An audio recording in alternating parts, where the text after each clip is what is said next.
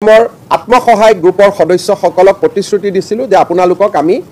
উদ্যমিতাৰ বাবে নতুন নতুন আপোনালোকে যাতে সৰু সৰু ঘৰতে থাকি মৌ পালন হেণ্ডলুম এই কামবিলাক কৰিব পাৰে প্ৰথমে 10,000 পিছত আমি 25,000 টকাকৈ আগবঢ়াম 1 এপ্ৰিলৰ পৰা বিহালীত আমি অসমত 30 লাখ মহিলাক 10,000 টকা কৰি দিয়াৰ মুখ্যমন্ত্ৰীৰ মহিলা উদ্যমিতা আঁচনিৰ আমি আৰম্ভণি কৰিম মুখ্যমন্ত্ৰীৰ আত্মনিৰ্ভৰ অভিযান আমি 1 লাখ টকাকৈ 25,000 যুৱক যুৱতীক দিছিলোঁ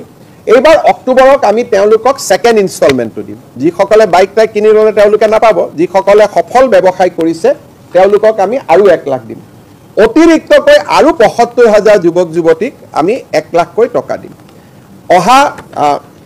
আমি এনে ডেট এটা ঠিক কৰিছোঁ 8 অক্টোবৰ তাৰিখে আমি নতুন কৰি আৰু 40,697 গৰাকী ল'ৰা ছোৱালীৰ হাতত নিয়োগ পত্ৰ তুলি দিম ইয়াৰ ফলত আমাৰ চৰকাৰৰ দিনত চাকৰি পোৱা ল'ৰা ছোৱালীৰ সংখ্যা একেটা নম্বৰ যদি বহু পৰীক্ষাৰ্থীয়ে লাভ কৰে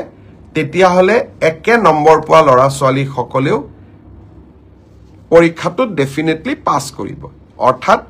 আমি যদি ধৰি লওঁ 50 যে কাট অফ মাৰ্ক কিন্তু 50 যদি 50 জন ল'ৰাই নম্বৰ পাইছে তেতিয়ালে 50 জন ল'ৰাই লিখিত পৰীক্ষাত পাস কৰিব গতিকে 1:2 বুলি কলেও 1:2 দুজন চাৰিজন ল'ৰা ছোৱালীয়ে বেছিকৈ পাস কৰিব অভিনন্দন জনাইছো যাতে অৰেলৰ বাবে তেওঁলোক হাজু হ'ব পাৰে আৰু যিসকলে পাস নকৰিব আমি পুনৰ এই বছৰৰ শেষৰ ফালে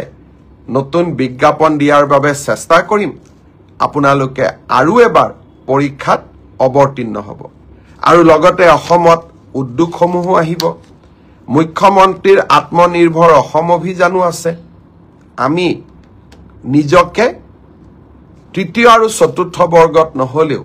বেলেগ ধৰণে পাস কৰি বেলেগ ধৰণেও জীৱন সফল কৰাৰ বাবে আমি প্ৰচেষ্টা কৰিম চতুৰ্থ শ্ৰেণীৰ পৰীক্ষাত বিএ পাস কৰা ল'ৰাইও পৰীক্ষা দিছে এতিয়া কথাটো হ'ল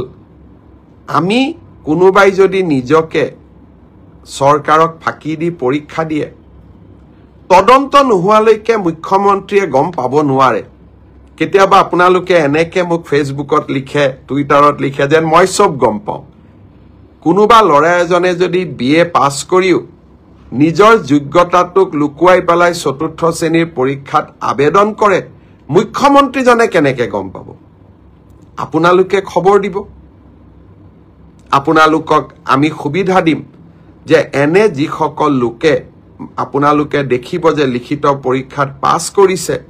কিন্তু এডুকেশনাল কোৱালিফিকেশনক তেওঁলোকে লুকুৱাই ৰাখিছে